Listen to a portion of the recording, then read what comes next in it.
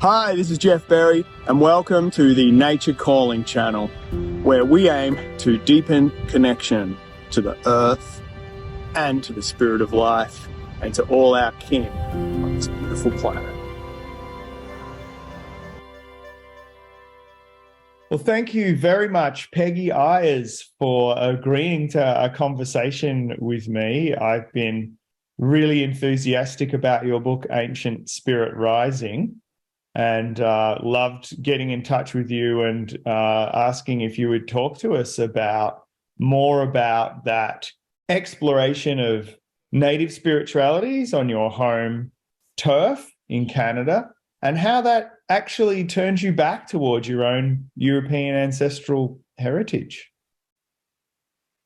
Well, it's great to be here, Geoff. Thank you so much for inviting me. It's good to be part of your wonderful podcast and your YouTube channel and so on. Thank you. So, the pre-colonial ancestral wisdom from our own European ancestors, it can really help us to reclaim our eco-selves and then to shift from all those toxic life ways of this society that we have to live with. And, to go back to those earth connections. So that's definitely our goal. But there is an ambiguity. The ambiguity is about transplanting our traditions to lands that they did not originate. So this is the issue. And really all cultures and creation stories, mythologies, folklore, they all arise from a specific homeland, as do our own in Europe. Yeah. And stories and practices are very specific to the place that they originated from. Yeah. So in terms of moving away from modernity, yes, it is really important to reject, techno-capitalism, colonialism, and all the Western ways of thinking that are not in harmony with nature. Yeah. But sometimes it's not going to be that comfortable. That's not really our goal. That's not my goal anyway, is to be comfortable. So okay. It is. So, we may never be able to reconcile our own European, ceremonies or dances or practices, within the lands of Canada or Australia. And some Celtic.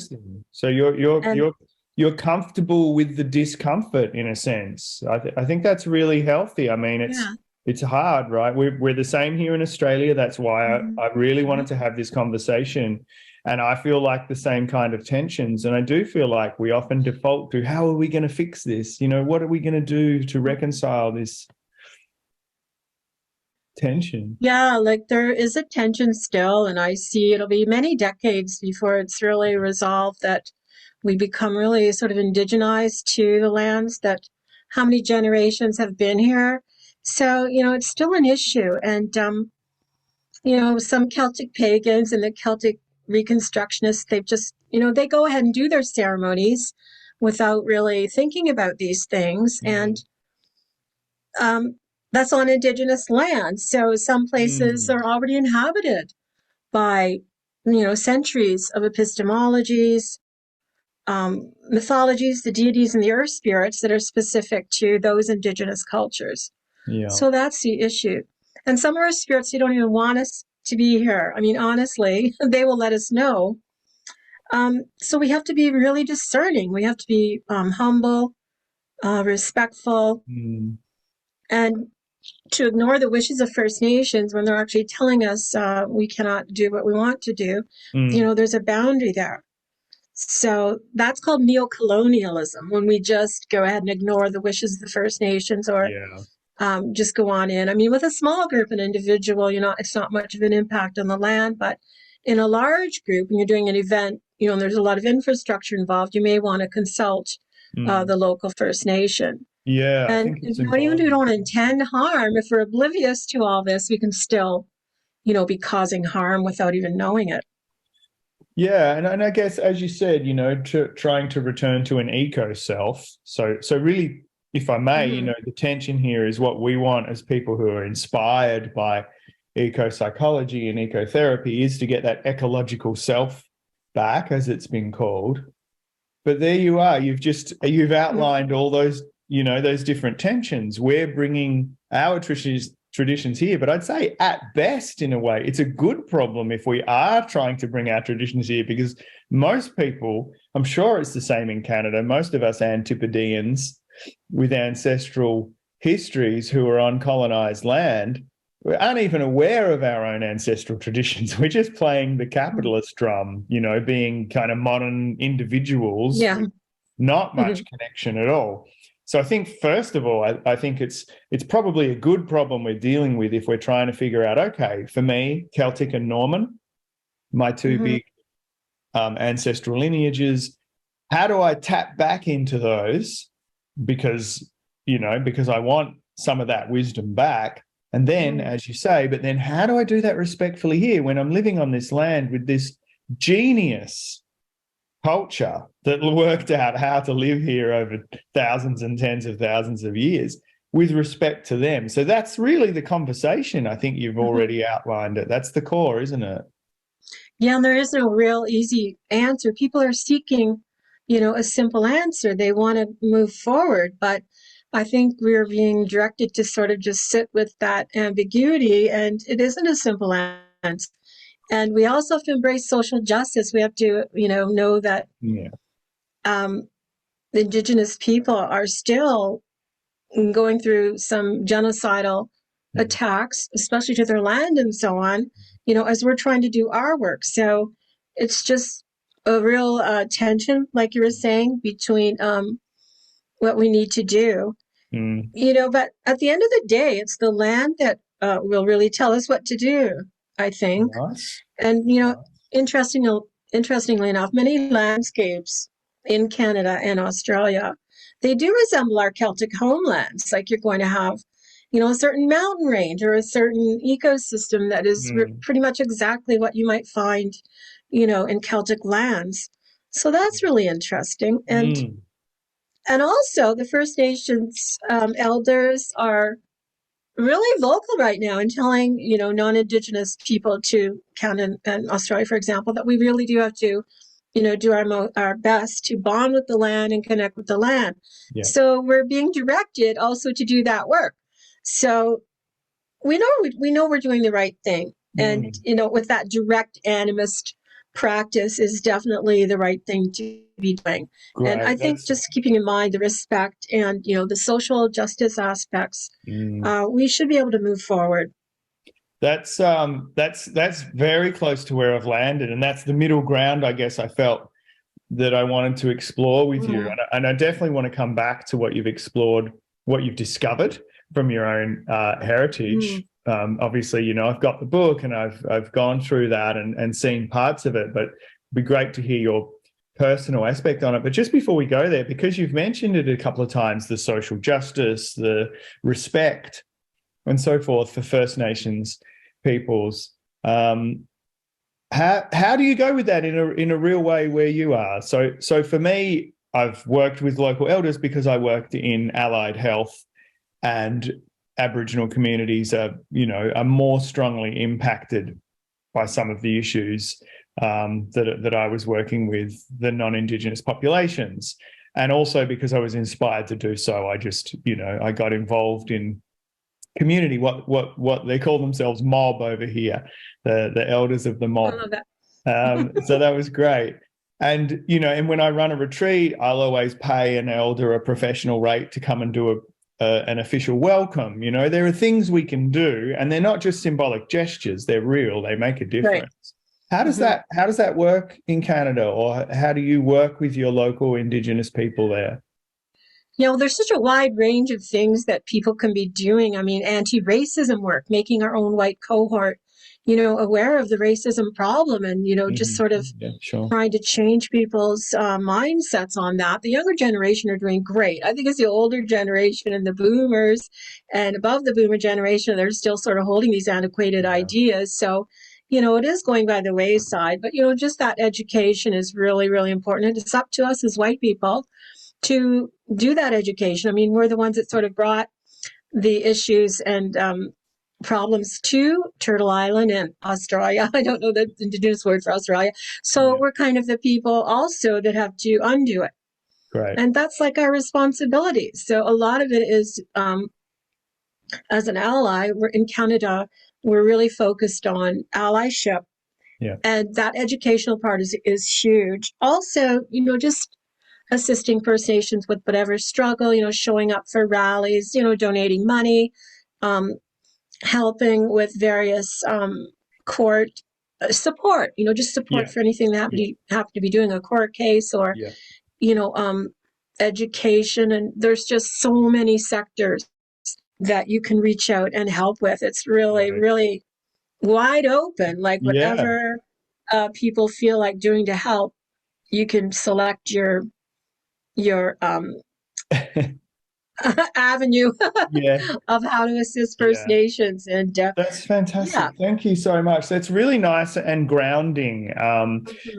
Like so many things, while it's very complex, just coming back to the simple little things of allyship, which is also a term we're using here in Australia, a lot more nowadays. As you say, it's the same with environmentalism. Actually, just speaking up and educating people about the problem is activism.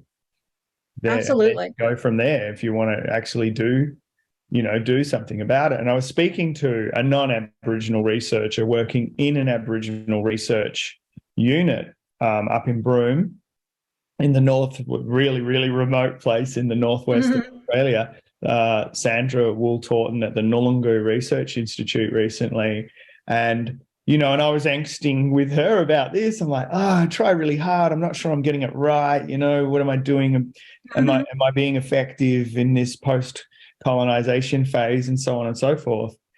And, because she knows I've done a lot of the things you've just mentioned, she sort of said, but, the other most important thing you can do, Geoff, is just listen to the land. Like, just get back in touch with nature. It's the most decolonizing thing you can do to your own mind, is actually to get back to your eco self, because that's exactly what the capitalist machine doesn't want you to do.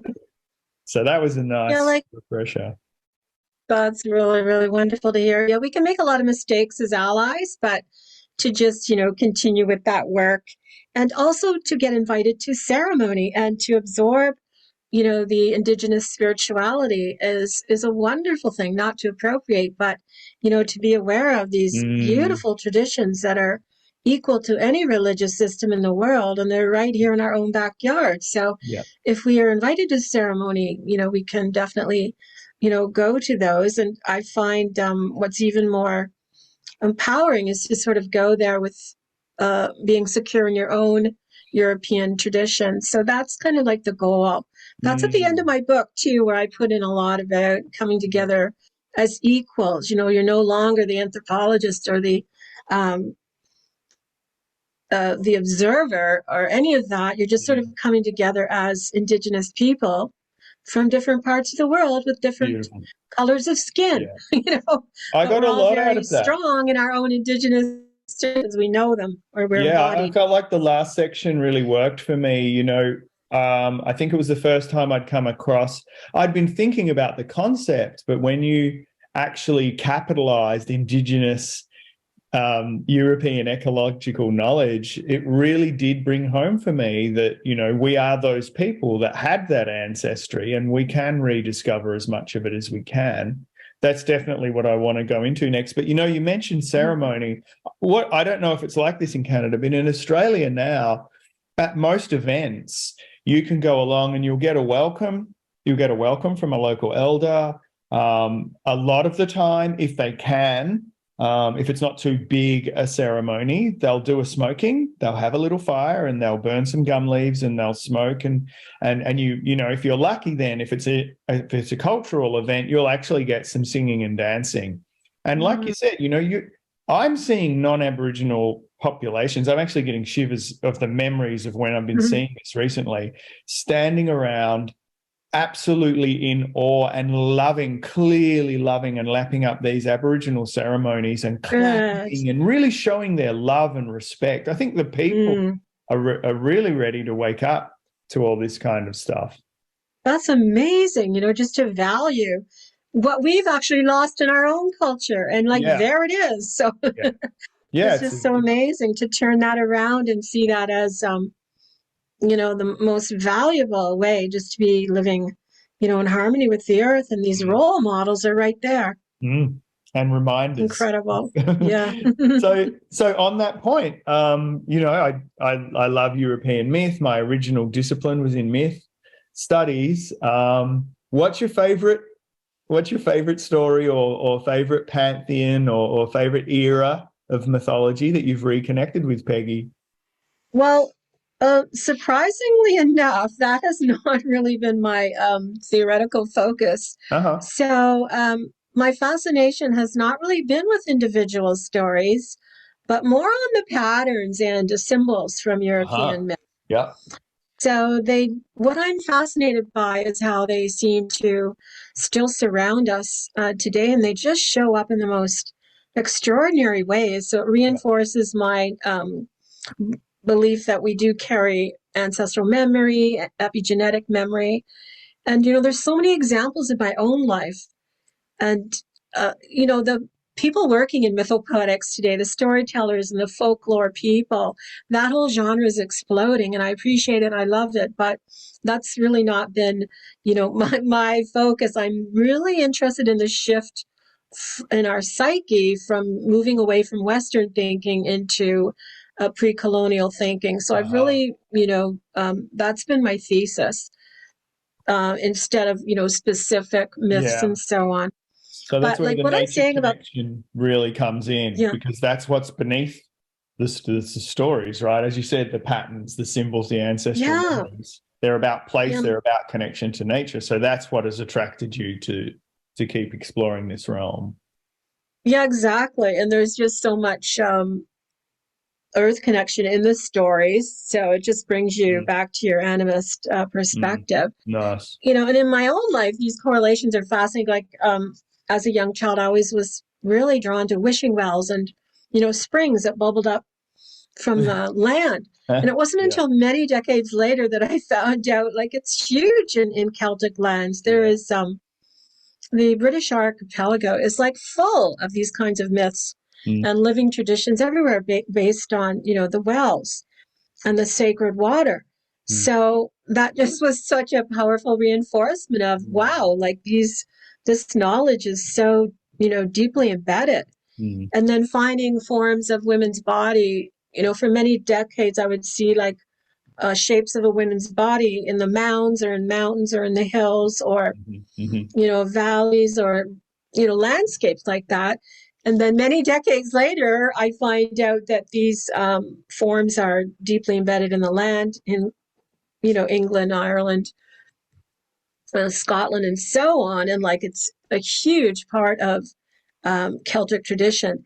And so I didn't know that all those decades where I'm, doing art on these women's bodies that I'm finding in the landscape and really studying them and recording it in my journal over all those years. And then to find out later that it was, my Celtic heritage calling me. So like I'm getting goosebumps right now, but like this has happened in so many instances. I started keeping, track of all of these remembrances, I guess I could call them. And there's been like many correlations like that, like my attraction to stone circles and labyrinth building. My partner and I have been doing a lot of that here in Southern Ontario. We've installed quite a few different labyrinths. And that is like the serpentine energy, the ley lines, and these energy patterns that are all over, Great Britain as well. So that's an enormous part of the culture there is, of course, the stone circles are everywhere.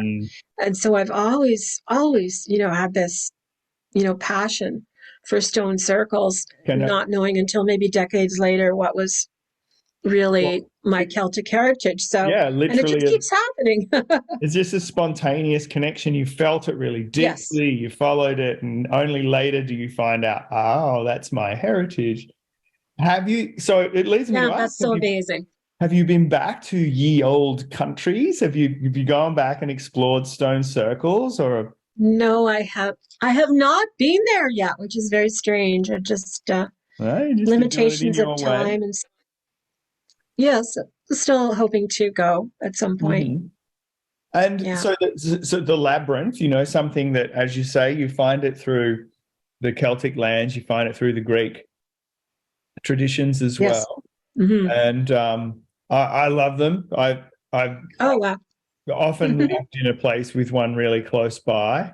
I don't at the moment, but I still manage to bump into a labyrinth every now and then and do a lovely silent walk. So did you say you've actually built one? Yes, we do. We install them. My partner has this instinctual. He has ancestral memory of the pattern.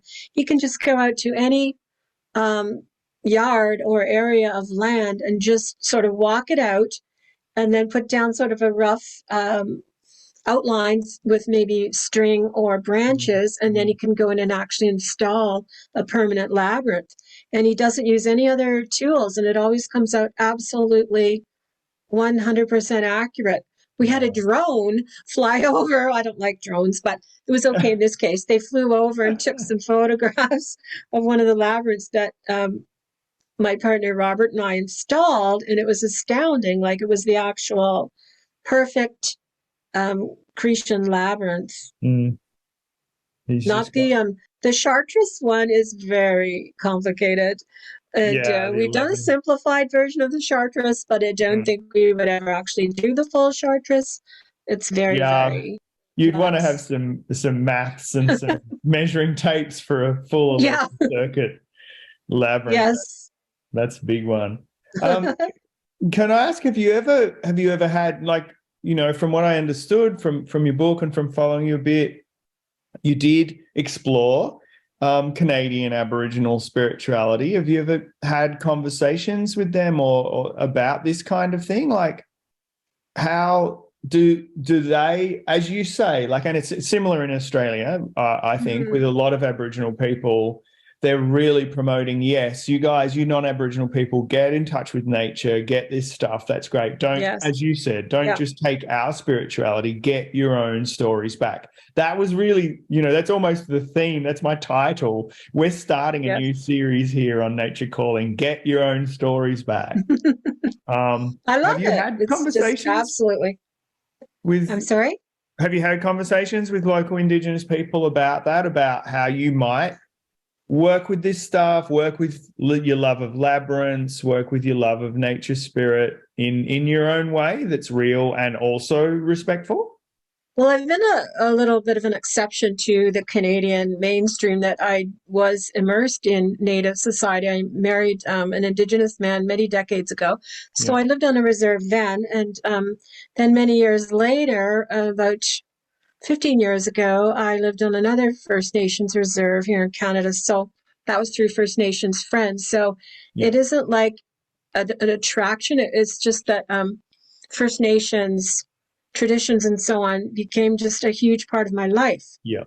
So, You had a very deeply immersed which is an experience. immersion that many people never experience. Yeah. And yes, it was a lot of exposure to trauma and PTSD and the response to genocide and the brokenness of families and many of the people I knew and the tragedies that I observed and witnessed. So I think that's, not an, I think that's kind of a good exposure to have firsthand. And so it balances with what all the wonderful wisdom is that's coming, from the elders and from the wisdom keepers.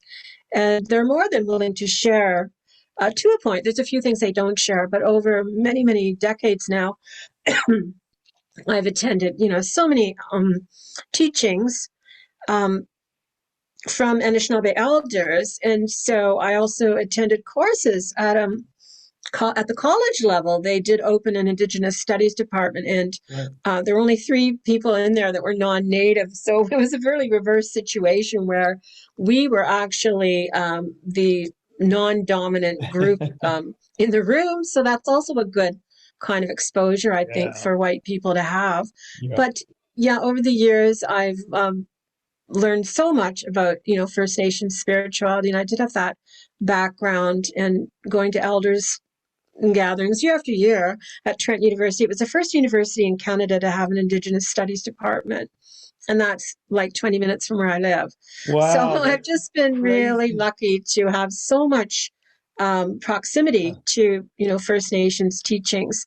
Some of it was very sustained, like I would go for a whole week or two.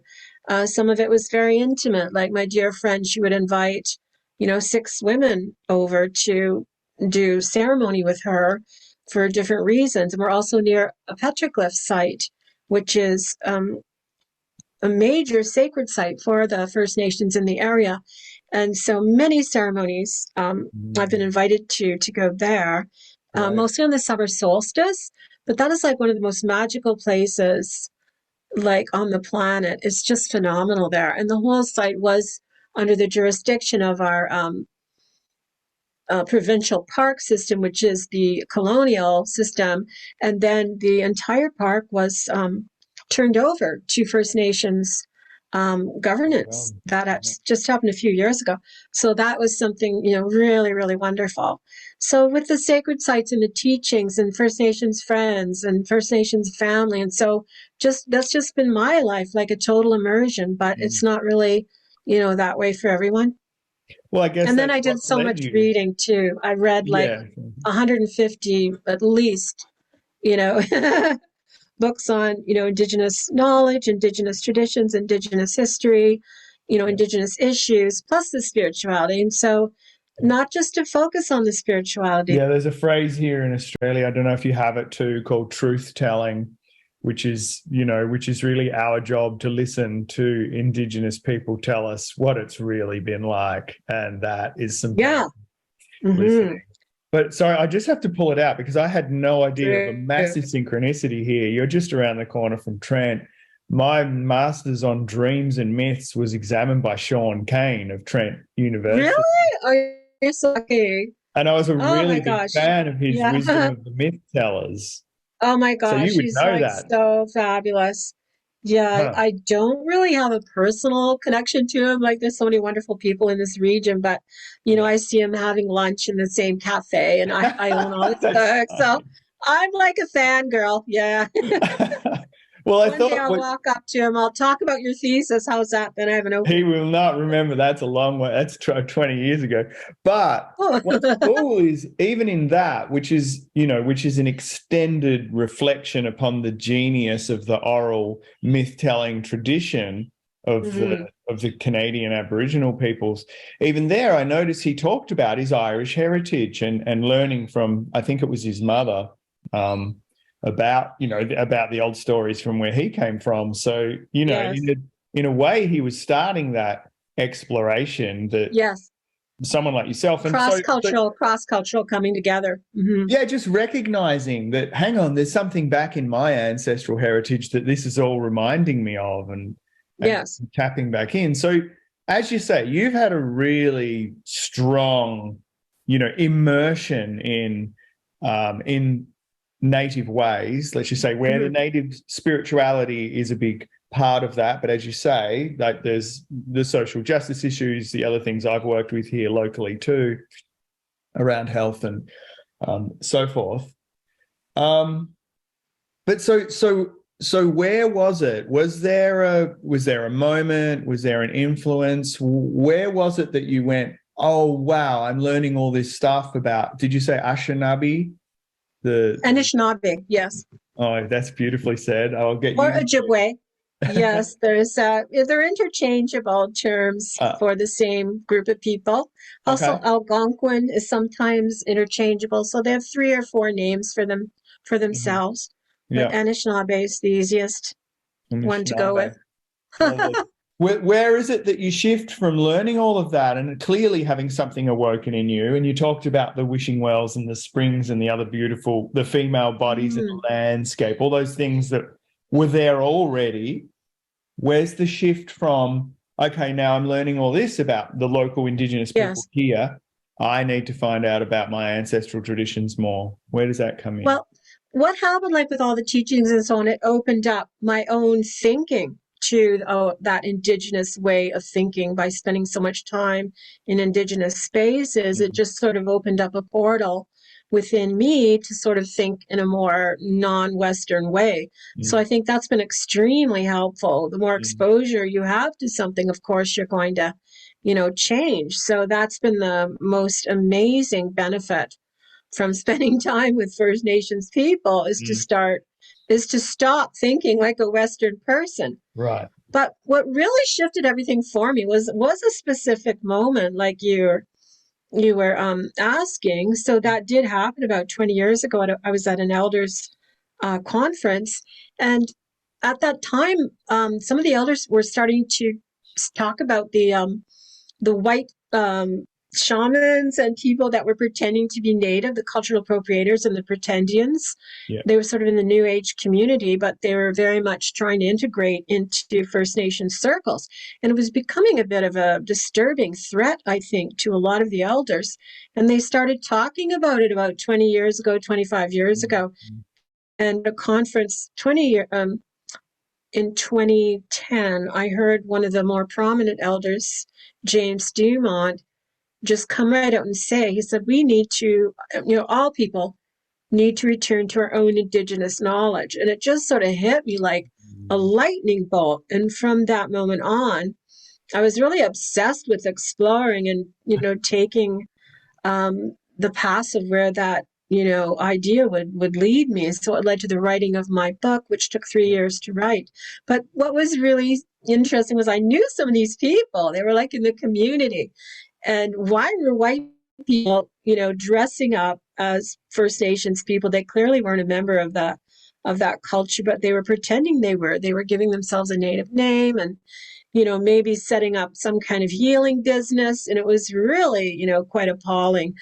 And that, I wasn't the only one really offended by these people and what was going on. So it was kind of like what, causes white people to have so much of a void or no sense of their own tradition to, appropriate to that level, because it's really obnoxious.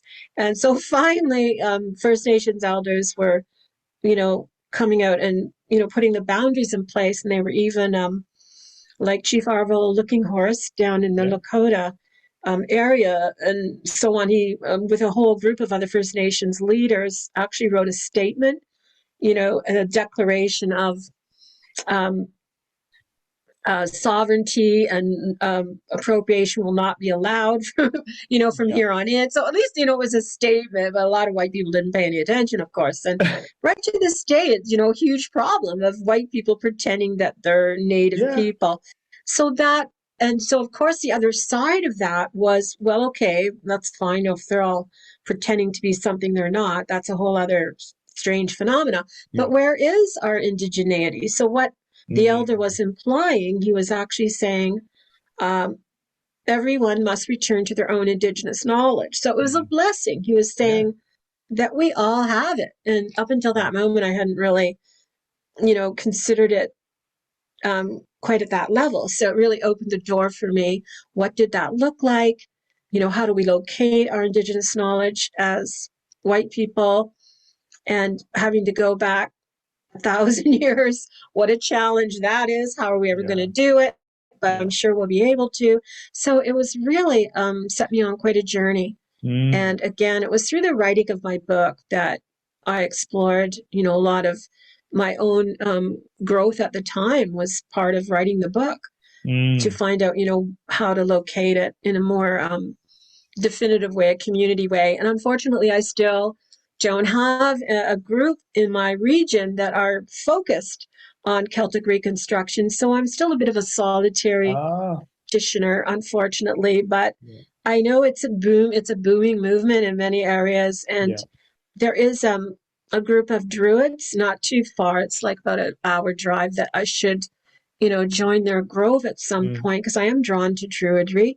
But just exploring all the different movements and, the reconstruction of any kind of European tradition is really exploding, whether it's in, Scandinavian lands or all across Europe. And of course here with all of the diaspora, in the diaspora, we're all kind of trying to work hard to recover our European roots. And it's really, really exploding right now. It's really exciting to It be part of is. this movement. Like every day Yeah. I see a new group or a new individual doing this work, and it's just wonderful work to be part of.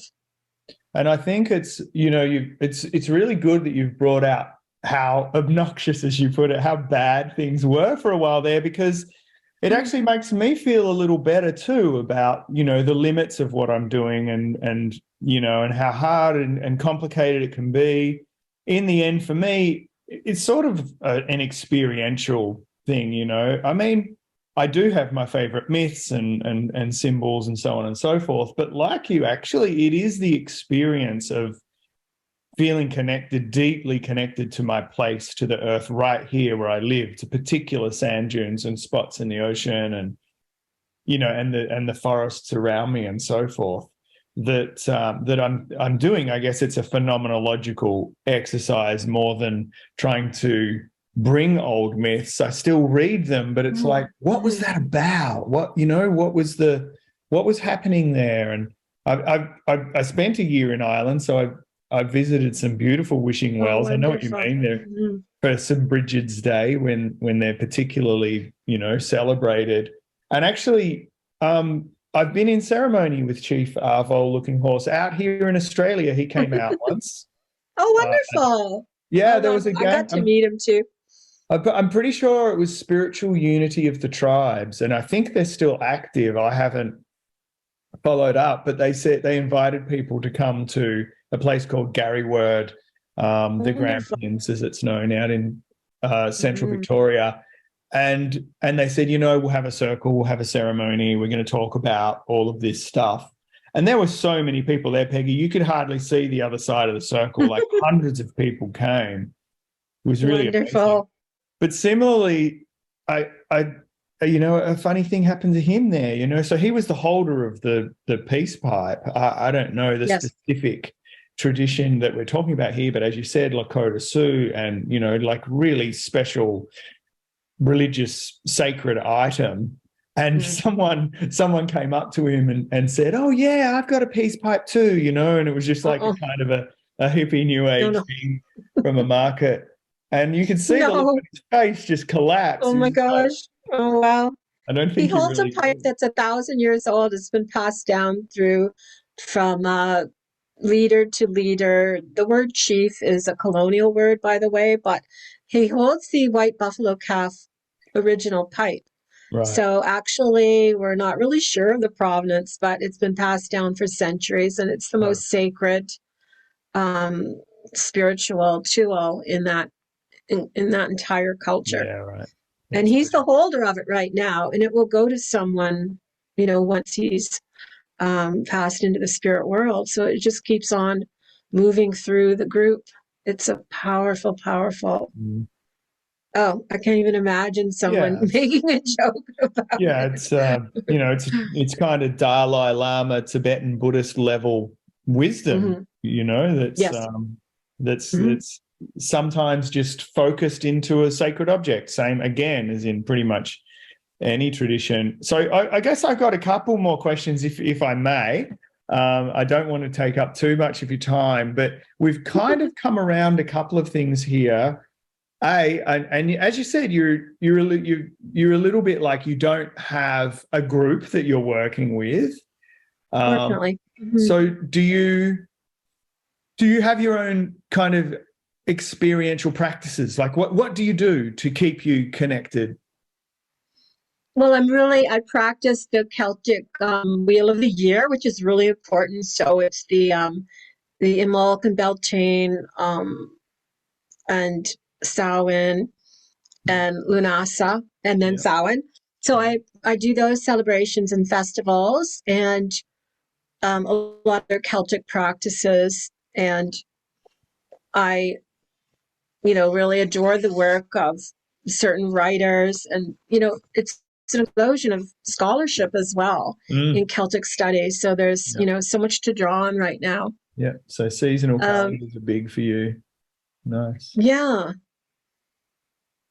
Do you celebrate them? So you have a Lunasa or a... Oh, yes. Beltane? Yes, definitely.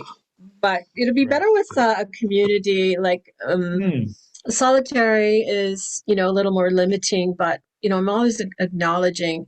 And I think this wheel of the year is so important. Where I live in a beautiful watershed, and so just the what other people call weather to me is like all the atmospheric changes as we go through the cycle of the seasons, and just to keep watching every day it's changing. We're going into spring, and I'm just so grounded by the land that I live on. So I'm really lucky in that way. And that Celtic Wheel of the Year is an incredibly important tool, and it's just my own heritage, and it's connective, so grounding to keep practicing that. Beautiful, thank you. And then the other one, we spoke just a little off camera about this, and it was funny because when you talked about wishing wells and springs and seeing the female bodies in the landscapes, the term that immediately jumped to mind was, oh yeah, the archetypes. But I know that we can have a complicated relationship with things like writers like Carl Jung and Joseph Campbell, who in the past have been critiqued for sort of almost seeing everything through a Western lens. And so for sure with Campbell, probably a victim of his own success with the hero myth, the myth with the hero with 1,000 faces, and and then everyone saying, oh, you're just seeing the same myth everywhere. How do you work with that kind of stuff? You're a scholar in this area, so you've really had to work over how much of it is still helpful and useful, and how much do you see is limiting in stuff like the archetypes of Jung?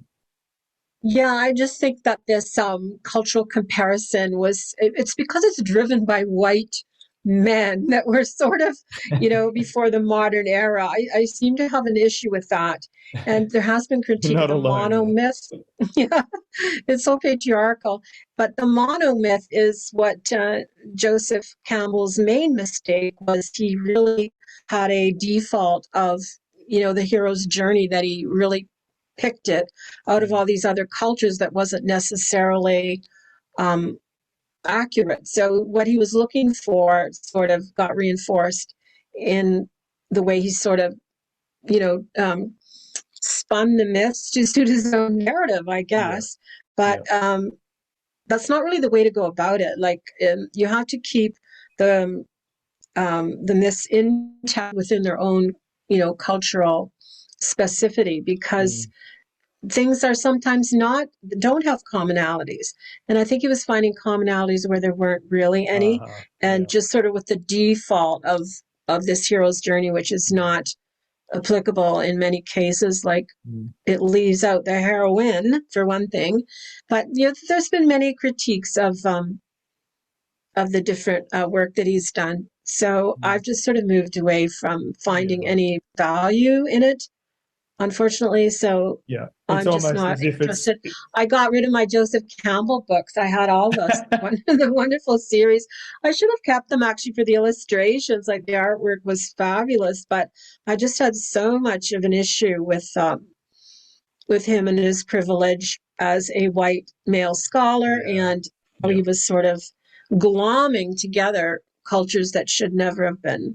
Yeah, interesting. We have to leave the diversity. That's what's important, is to keep that intact. Yeah, my favorite contemporary Australian anthropologist working now, John Bradley, works with the Yanyuwa people up in northeast Arnhem Land.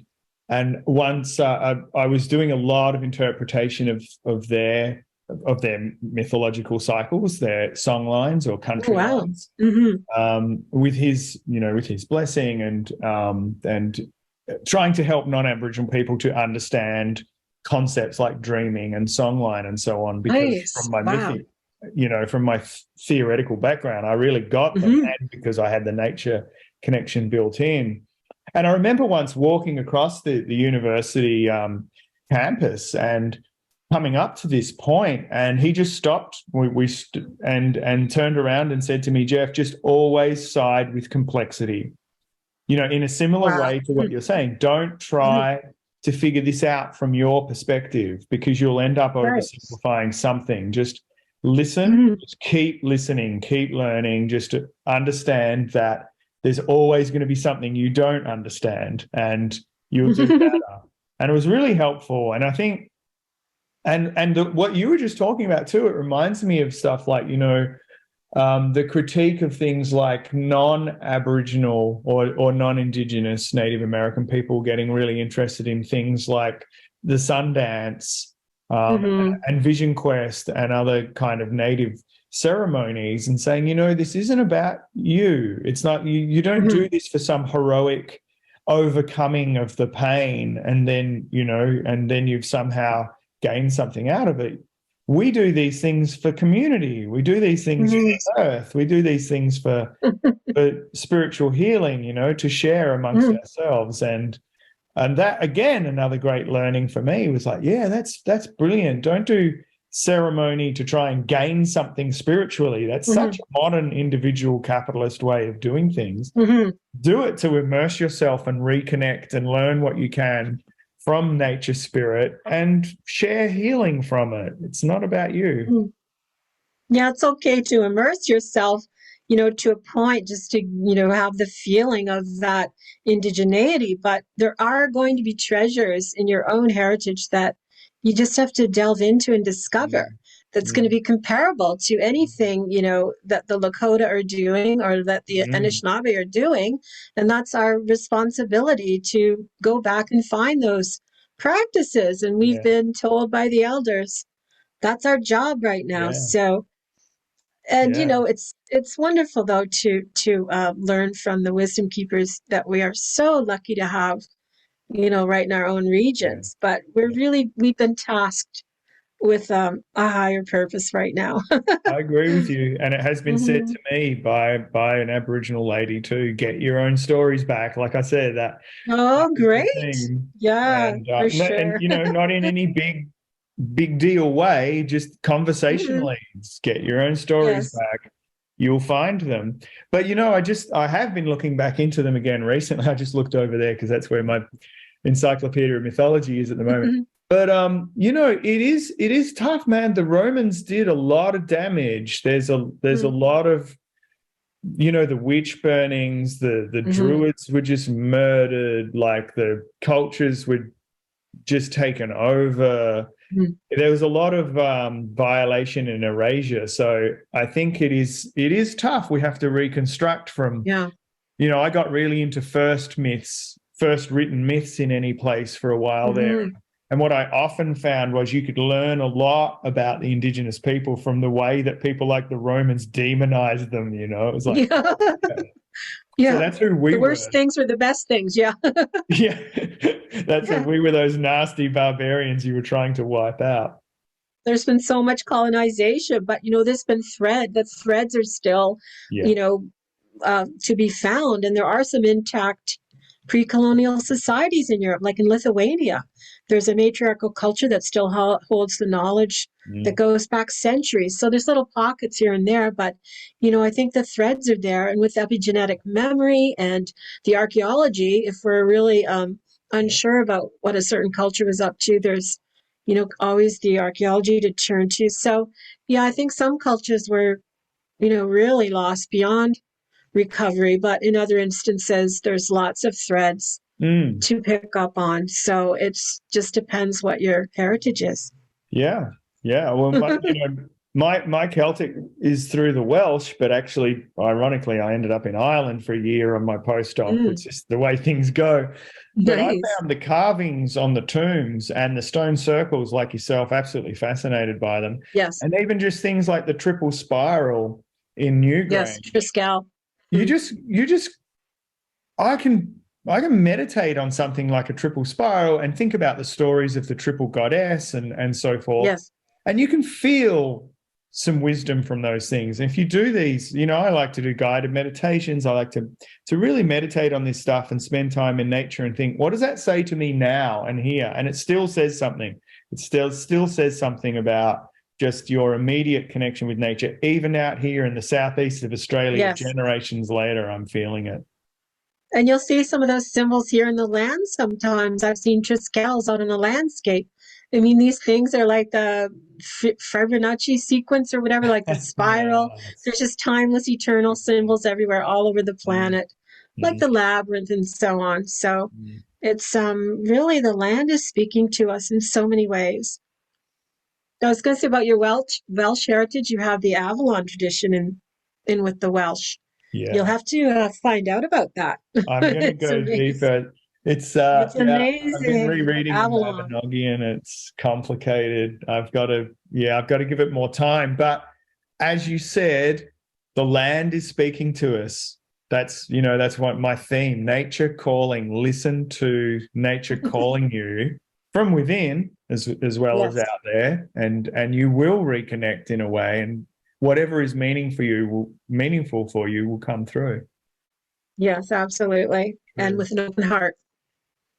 I reckon that's just the best place to say thank you very much for this conversation, Peggy. Thank you, I Geoff. I'm know just people thrilled will to be get... part of your platform. Thank you. Thanks for watching, and please consider liking this video. And if you want more content like this, subscribe, and the nature calling bell will toll for you. This is Geoff signing off.